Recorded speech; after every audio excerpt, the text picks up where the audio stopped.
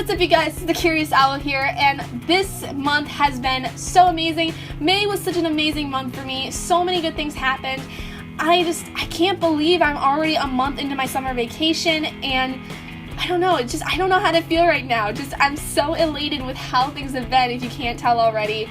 And as of today, as I am recording this video, I have hit 100 owlets in the flock. I'm so excited, you guys have no idea. I've had this channel now for a year and some change, and I never thought I'd end up getting to 100 subscribers, and I feel so thankful and so just happy that people are actually watching my content and are enjoying it and leaving nice comments and likes on them. Everything has been seeming to go so well this last month. I don't know what it is. Maybe there's been a change in the air, or fate has decided that it's put me through so much in the last other 4 or 5 months of the year that it just decided to cut me some slack. So hopefully that stays around. But let's get into the favorites for the month. So for books this month, I read a total of 3 books over the course of the month. So this was a really hard decision because 2 of the books were really good that I wanted to pick, and it was so hard to pick between the 2. The book I decided to call as my favorite for the month was The Confessions, The Paris Mysteries by James Patterson and Maxine Petro. Also, I forgot to mention that in my book review that it was also written by her as well. This comes as a shock because Edgar Allan Poe is one of my favorite authors of all time. And I had a whole collection of his stories of poems that I read early in the month as well. But there was something about this book that was just absolutely amazing. Now, keep in mind, as I said in that book review, I read the series out of order. This is the 3rd book in the series and not the 2nd one like I had thought. Despite that though, this book had so much background information and so much just information in general from the first 2 books that you could honestly read it as a standalone. You could easily jump into the series at this point and understand everything, and it was really strange because normally in the 3rd book in a series, most authors don't give too much information because they expect that you know exactly what is going on, who is this series about. But James and Maxine really did a good job with giving enough information to where, even though I didn't read the 2nd one, I know a good idea of what happened in that book because they gave enough information in it. Now, I am looking for the 2nd book still. Since I uploaded that book review, I have been looking for it, but I haven't found it as of yet. And when I do find it, I do plan to read it, but I'm not going to make a review of it because it kind of just feels weird having to go out of order. So what I will do is, instead of posting a video about it, I will be typing up a very quick review on my Facebook page. So if you guys want to follow it, you guys can go in the description box down below and you can click the link for that, because I always leave my Facebook, Instagram, Twitter, and Snapchat in the description for every single video. So on there, when I find and read The Private School Murders, I will give a quick review of it on my Facebook page, just so that you guys actually can see that I did read it and that I had some ideas of it. For music this month, I really didn't listen to anything too new. However, one of the artists that I mentioned last month, I'm pretty sure I mentioned her last month, Emma Blackery, came out with her EP Magnetized at the end of May. I think it was May 26th. I'm so excited because this album is so good. Emma is such an amazing lyricist, and she's got such a unique voice that I don't hear ever. She's so unique in everything that she does with her music, and she's so inspired by bands like Paramore and All Time Low and all these pop punk bands that she grew up around. Now, she's only a few years older than me. She's probably about a good 6 years older than me, but she still grew up with all the same bands that I did growing up, and so she's heavily inspired by them, which I appreciate because I feel like as an artist, you need to build off of the music that you know. Build off of the music that you know and you like, but kind of put your own spin on it, which is what she did. And just some of the music that we heard in April and in May leading up to the release of her EP Magnetized, everything sounded amazing. It sounded real. It sounded raw. It was just such an amazing window into her life, and I'm so excited to see what she does in the future. For movies this month, I was so excited to be able to go see Guardians of the Galaxy 2.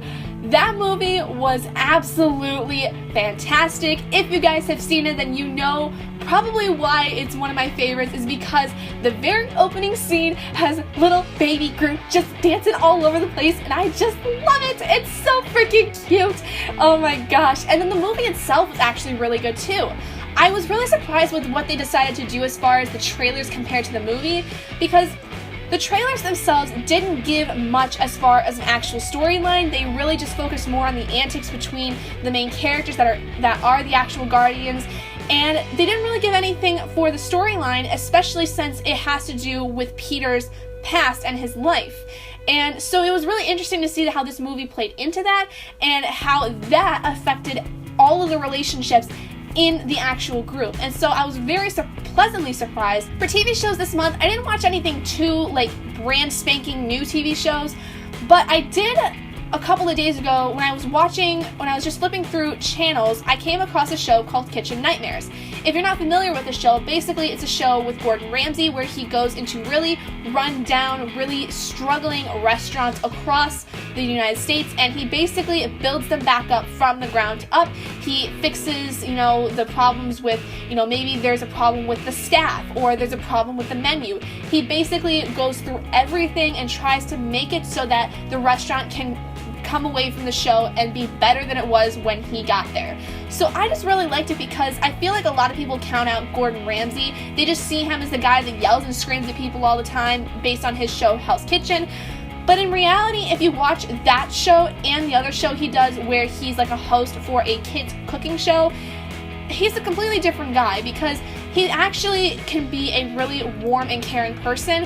And that's really evident in Kitchen Nightmares, I think, because you see the change in dynamic with him. You see him sometimes as the guy who yells and screams at people, but that is only because otherwise those people won't listen. Because sometimes he comes across people where they are so set in their ways that they will not let off of anything that they've done in the past. They're very alpha, they are very much an alpha kind of person.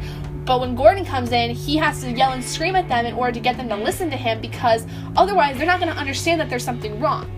But then later on in the show, in more serious parts, he actually can sit and talk like a normal human being, and he's very open-minded. He is very calm and humble, and he understands some of the struggles that may be going on outside of what people who come into the restaurant see. There's this other perspective that he can understand and kind of try to work with in order to make the restaurant as a whole become better. And so I just really like the show because it really kind of made me see Gordon in a very, very different light. And I just respect him as a person in general because I understand what his tactics are and what he does to try to make things better for not just himself, but for the people that he is trying to work with. For events this month, oh my God, May was so full of events. There were so many things that happened that were all so great. I think May was honestly one of the best months I have had so far in 2017, and I don't know, it was just amazing because I finished finals within the first week of May. Also, after finals, Robert and I went on that Mackinac Island trip. If you haven't seen the vlog for that, you guys can go check it out right up here because that trip was so nice to go and do because it was such a great way to relax for the both of us. We felt like we really deserved it, especially with how this last semester had been. It was really stressful for the both of us and we just needed a break. And so it was fantastic to be able to go and just do something by ourselves for a couple of days. Also, right after we got back from Mackinac Island, I started working. I started doing housekeeping at a local hotel out in my city. And it's been really weird at first because I'm not used to cleaning as much as I do with housekeeping. I basically clean the entire first floor, bathrooms, lobby, breakfast area, conference room, all that stuff.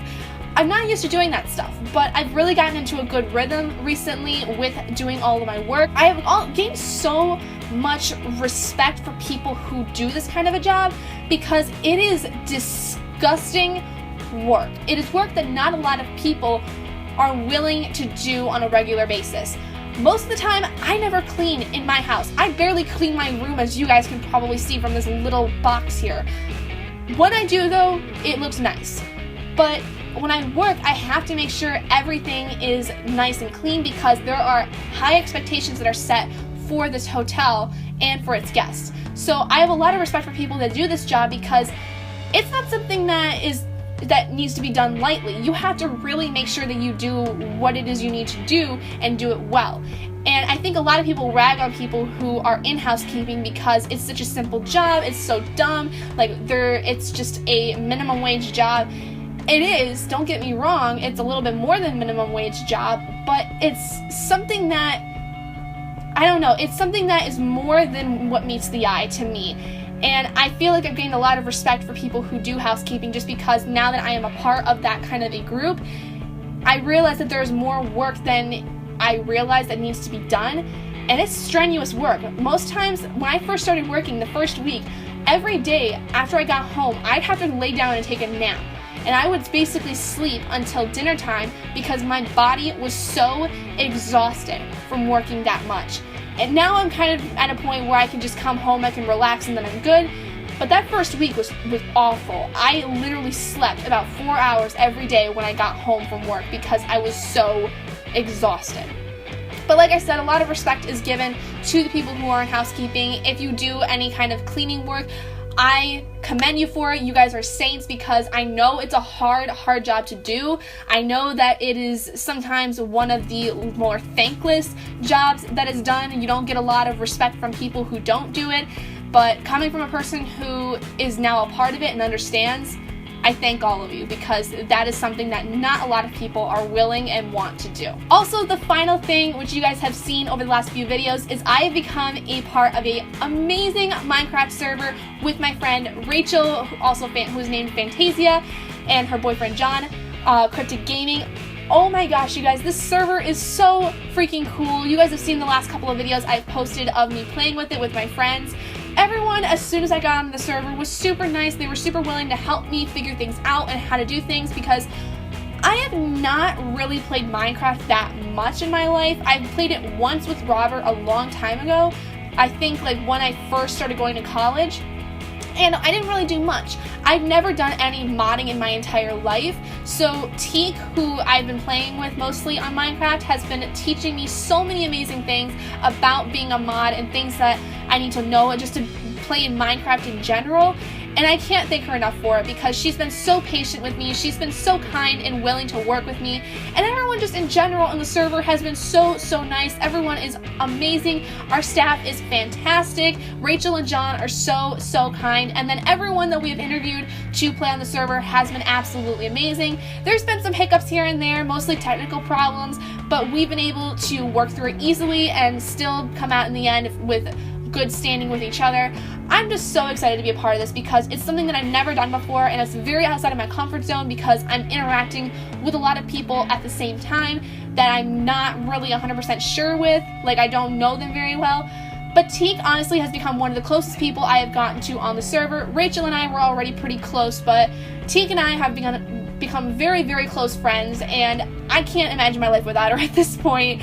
And I just can't wait to see how the rest of this server goes. Like, I don't know how long we're gonna have it. I don't know if it's gonna stay around for very long, but I'm glad to be a part of it because it's such an amazing safe space for all these people that are fans of Rachel, and it's just an amazing time. I absolutely love it. So if you get a chance to watch my videos with Teak, please do, because they're some of my funniest videos I think I've ever put up because it's just me being myself with these people who are all being themselves as well, and they're just fantastic people in general. But yeah, that's basically all I have for my May 2017 favorites video. My cheeks actually hurt from smiling so much because this month has just been so amazing because of all the great things that have happened for me and things that have come up recently that have been just absolutely amazing. This is, like I said, one of my most favorite months of the year so far, just because I feel like things have gone so much more smoothly than any other month I've had this past year, and that's mostly because this past semester was really stressful on me. As you guys saw, a lot of things happened. I had to take that break for a couple of weeks, which after I took that break, I felt recharged, I felt re-inspired. I basically planned out videos until December, so if that tells you anything of how much I am committed to this channel again, then that would be it. But thank you guys so much for joining me in this video of my May 2017 favorites video. I hope you guys did enjoy it. If you did, please do give it a big thumbs up. And if you're not already and you'd like to be, hit that button down below to subscribe to become an owlet in our flock. And I will see all of you guys in my next video. Bye guys!